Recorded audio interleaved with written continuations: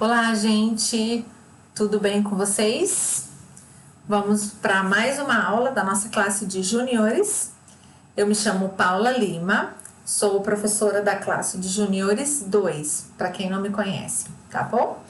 Nós vamos estudar hoje a lição 9 com o tema Melquisedeque. Vamos conhecer quem foi Melquisedeque, tá bom? Mas antes disso, feche os seus olhos e vamos orar comigo? Senhor, nosso Deus, nosso Pai, nós somos gratos ao Senhor por mais um dia e te agradecemos por mais uma aula que vamos estudar hoje. Te pedimos a tua sabedoria e o entendimento para que possamos entender o que o Senhor deseja para os nossos corações com essa aula de hoje. Eu te peço isso em nome de Jesus. Amém. Amém. Vou fazer uma perguntinha para vocês. Você sabe o que é ser superior? Já aprendeu sobre isso na escola, sobre essas três fotos que nós estamos vendo aí? Os três homens que exercem poderes aqui no nosso país, no nosso estado, no nosso município. Então nós vamos falar um pouquinho sobre eles, tá bom? Primeiro, o prefeito. Nosso prefeito chama Bruno Covas e ele tem algumas responsabilidades atuando no âmbito do município de São Paulo, tá bom? Então vamos lá. Quais algumas das funções que eu separei aqui, tá bom? Ele é responsável por promover a limpeza das avenidas, das ruas, tentar manter a nossa cidade limpa. Também ele se preocupa em garantir que as pessoas tenham atendimento em hospitais públicos, em UBSs, né, os postos de saúde.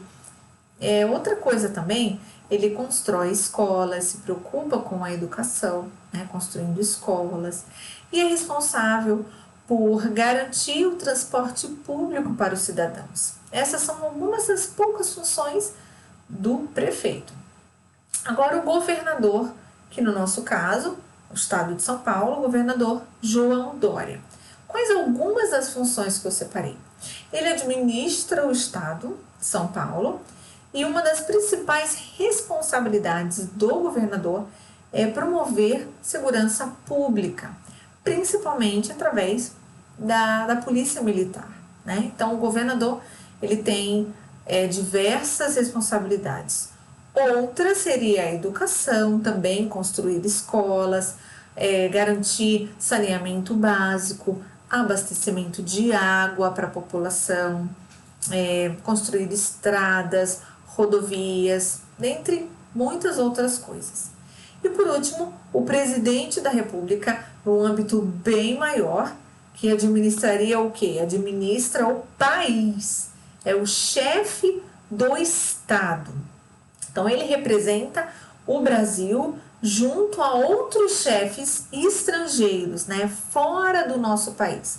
Então, quando ele faz uma visita fora do nosso país, ele está representando o nosso país lá fora. Ele também nomeia, ele quem nomeia ministros, toma decisões administrativas sobre saúde, educação, economia. Então, todas são essas e outras são as funções do presidente da República.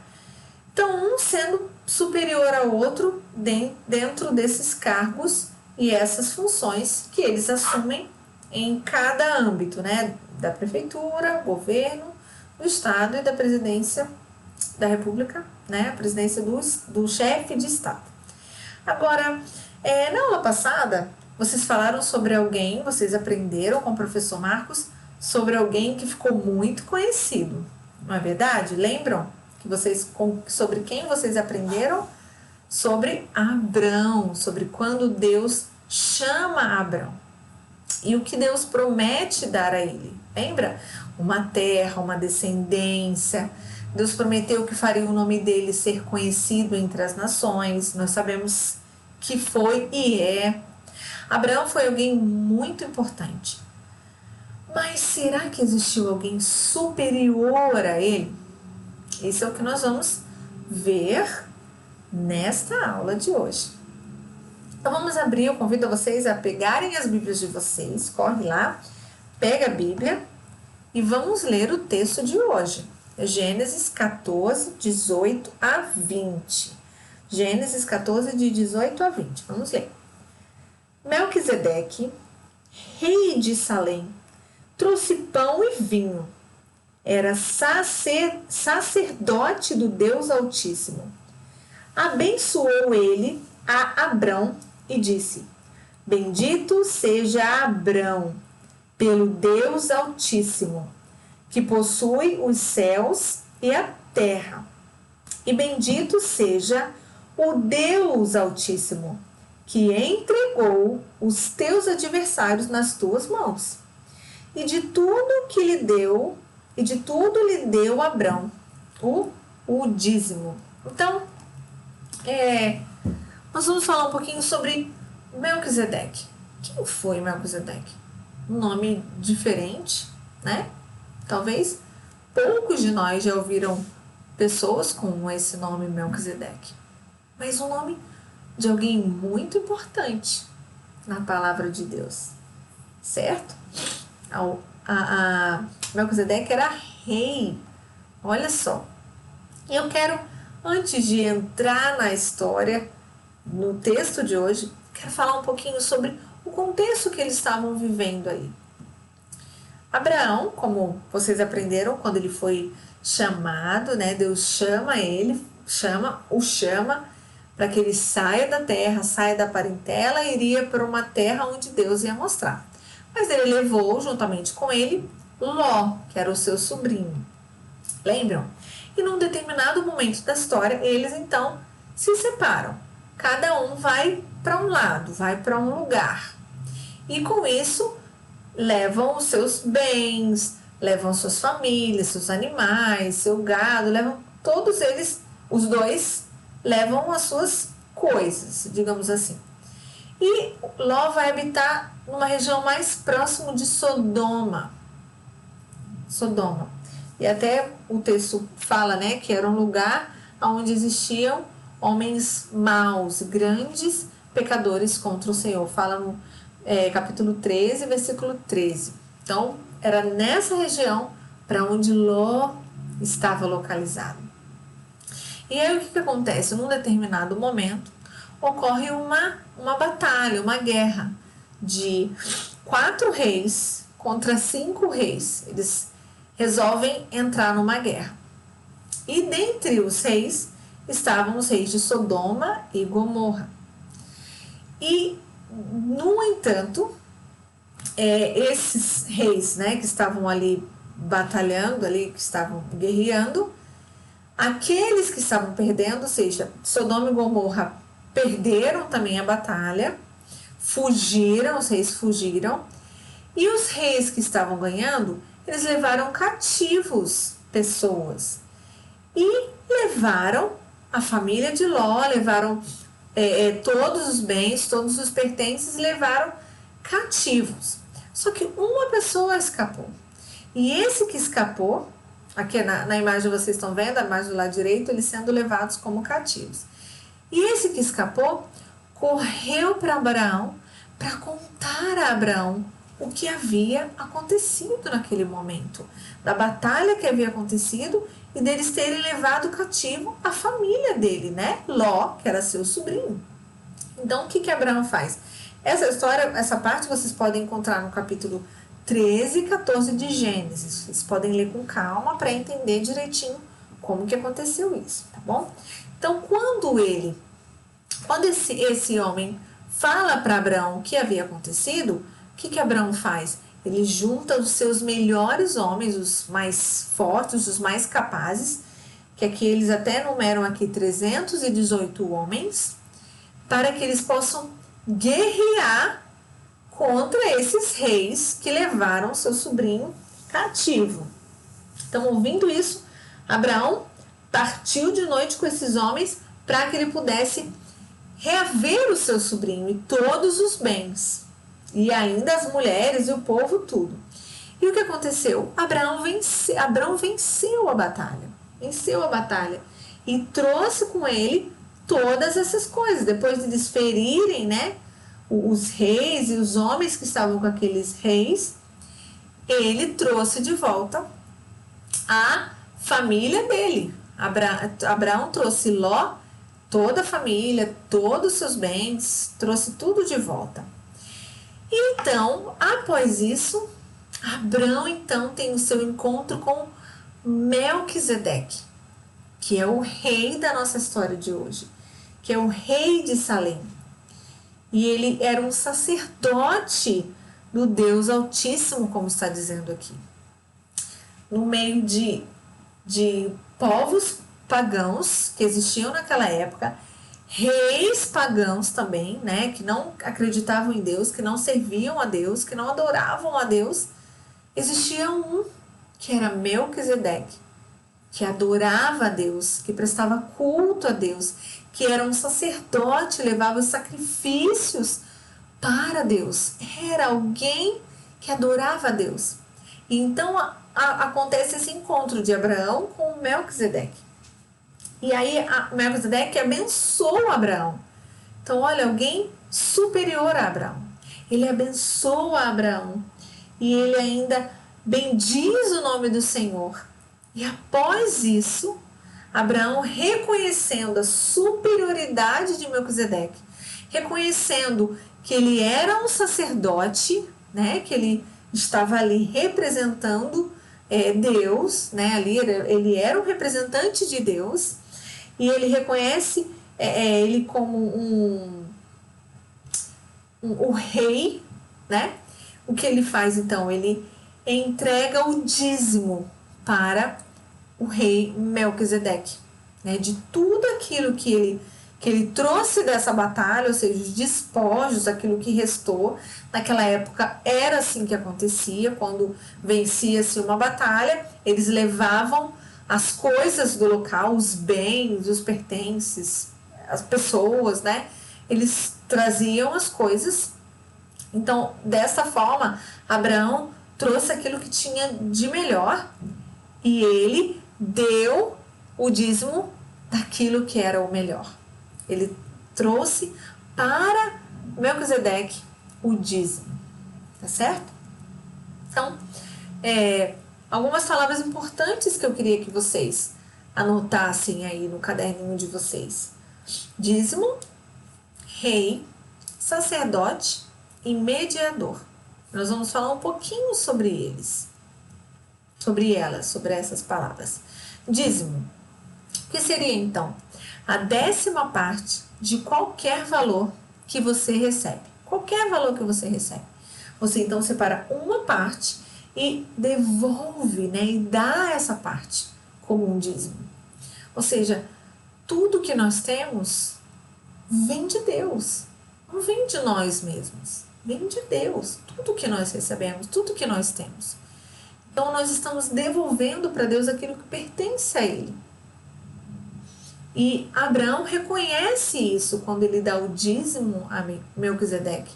Ele reconhece, como eu já falei, ele reconhece o sacerdócio, o reinado, né, do Melquisedeque. E ele reconhece também que foi Deus que abençoou ele para que ele pudesse resgatar o sobrinho dele, vencendo essa batalha. E então ele devolve para Deus aquilo que Deus deu a ele.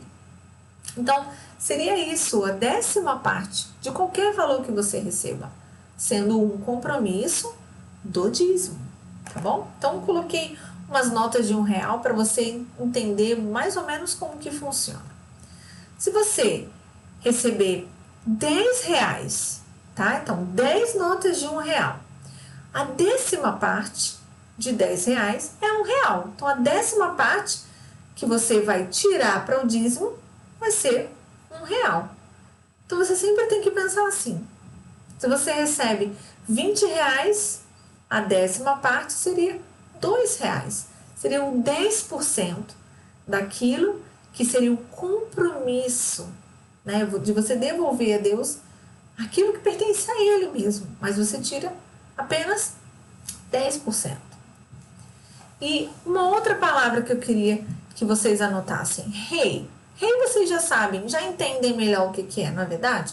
Como um chefe de estado, investido de realeza, né? Alguém que é soberano num reino, que era o caso de Melquisedeque, o rei de Salém, e o sacerdote. Anotem aí, um homem que realiza ofícios sagrados.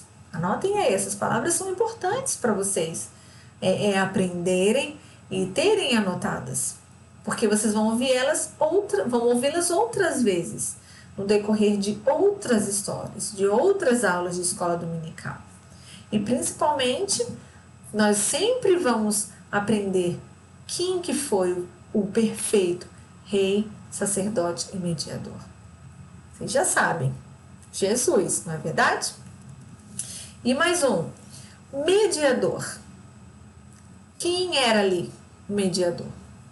Melquisedeque ali também estava representando quando Abraão se chega até ele e ele abençoa Abraão. É como se ele estava representando assim um mediador entre Deus e os homens, né? E ele é o sacerdote, mas ele é o mediador, aquele que media entre Deus e os homens. Ele não era perfeito, Melquisedeque, mas ali ele estava representando essa figura de mediador, que é quem? Aquele que se interpõe entre as partes em desacordo com o propósito de reconciliá-las. Então, o que a gente pode ver e aprender na história de Melquisedeque? Ele era alguém importante e superior, afinal ele era um rei, certo? Mas ele não era um rei perfeito ou um sacerdote perfeito. Ele era um mediador, assim como outros que aparecem na Bíblia também. Em outras histórias nós também temos pessoas que representam o mediador, mas não são perfeitos. Jesus veio muito tempo depois de Melquisedeque e exerceu as funções de rei, sacerdote, profeta e mediador de forma perfeita. Ele morreu e ressuscitou, não é? Nós não sabemos disso? Nenhum sacerdote morreu e ressuscitou. Por isso, nós reconhecemos que ele é o mediador, o rei, o profeta, sacerdote perfeito. Ele é o sacerdote perfeito, Jesus. E as figuras do Antigo Testamento, elas eram temporárias, né? Como a gente consegue ler aí. Elas sempre apontavam para Cristo, apontavam para um verdadeiro mediador, que viria para sacrificar a sua própria vida em favor dos seus, né? Para reconciliar o homem pecador com Deus, por intermédio desse mediador, aquele que estaria no meio mesmo, né? A ideia do Deus e o homem e aquele que estaria no meio. Então, por intermédio de Jesus, é que nós temos acesso a Deus. Somente por isso. Porque Jesus é perfeito, porque ele foi o rei perfeito, ele é rei perfeito, sacerdote perfeito, profeta perfeito. Por causa disso, nós temos acesso a Deus. Então, somente ele é o caminho para podermos ser perdoados, para nos achegarmos até Deus. Cristo é o caminho. Não existe outra coisa que você possa fazer ou oferta que você tenha que dar, possa dar, para que você se achegue até Deus. Não. É crer que Jesus é o mediador. Ele é o mediador entre você e Deus. E somente por causa do sacrifício dele na cruz é que nós conseguimos nos achegar a Deus. E o versículo de hoje que nós temos que decorar, que nós temos que memorizar é: porquanto há um só Deus e um só mediador entre Deus e os homens, Cristo Jesus, homem. Nós encontramos esse texto em 1 Timóteo 2:5.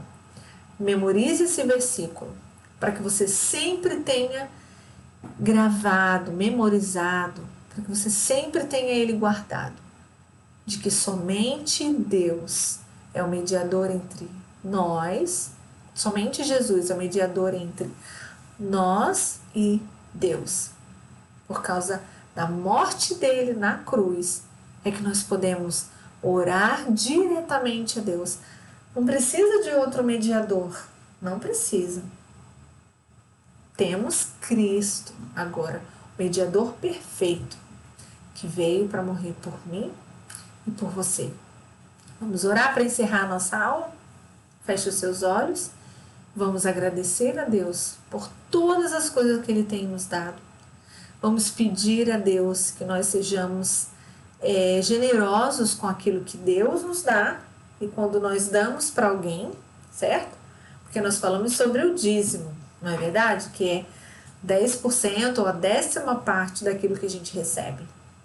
Mas isso como algo determinado pela palavra de Deus, algo ensinado na palavra de Deus.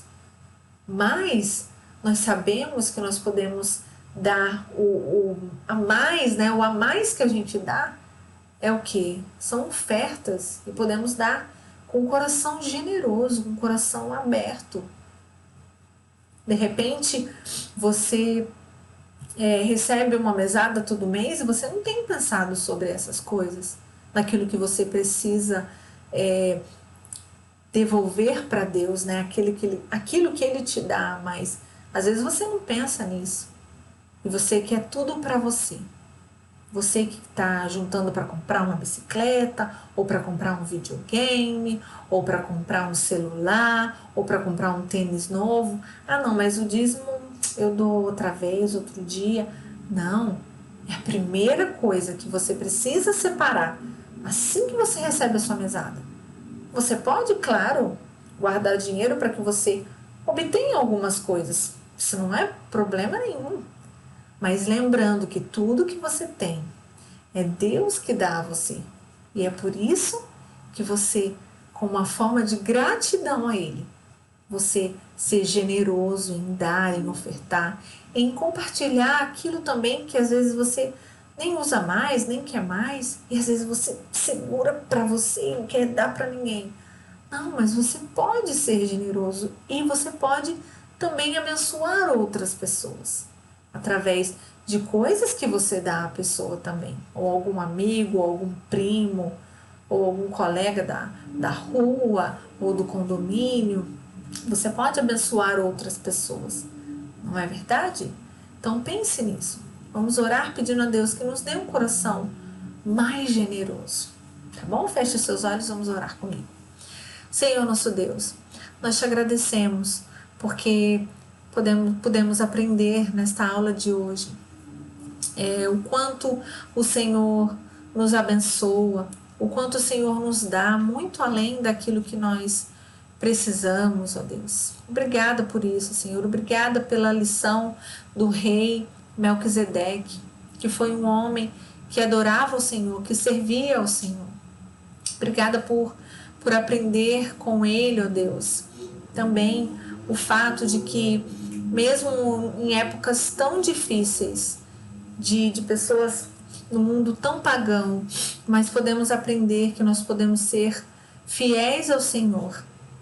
Ó Deus, nos ajude também, ó Deus, a ter um coração generoso, para que possamos abençoar as pessoas, possamos abençoar a nossa igreja, e através disso outras pessoas serão abençoadas, ó Deus, templos serão construídos, missionários serão sustentados. Ó Deus, dá-nos um coração mais generoso, ó Pai. Ajude-nos a parar de olhar para nós mesmos e somente querer obter coisas, ó Deus. Ajude-nos a olhar para o outro, principalmente nesse momento tão difícil que nós temos vivido no mundo hoje, com essa pandemia. Que o Senhor nos ajude, ó Deus, a dar mais, ó Deus, para as pessoas, abençoar mais as pessoas, Senhor. Eu te peço que o Senhor abençoe a vida de cada família, de cada criança, que o Senhor sustente a vida de cada uma delas, que o Senhor não deixe faltar, ó Deus, o alimento na vida de nenhuma dessas famílias. Que o Senhor tenha misericórdia, Deus, da vida da nossa igreja também. Isso é o que eu te peço, eu te oro e te agradeço pelo amor de Jesus e pelo sangue dele derramado na cruz por nós. Em nome de Jesus. Amém. Amém. Que Deus te abençoe, que você tenha uma ótima semana. Até a próxima. Tchau, tchau.